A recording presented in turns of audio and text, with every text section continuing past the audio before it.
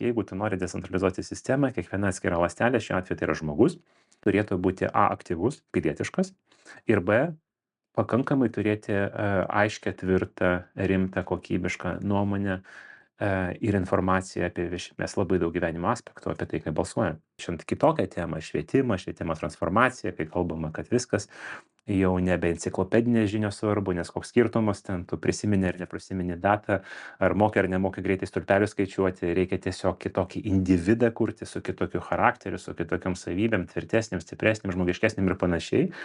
Tai irgi dalinai man labai rezonuoja, nes jeigu mes sakome, jau ten mąstys, kurs, prisimins jau robotai, ką daryti žmogui, va kaip tik vienas iš atsakymų, o žmogui tada bręsti ir tobulėti kaip individas.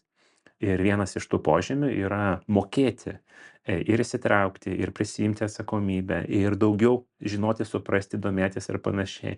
Būtent, kad būti va tą stiprią ląstelę.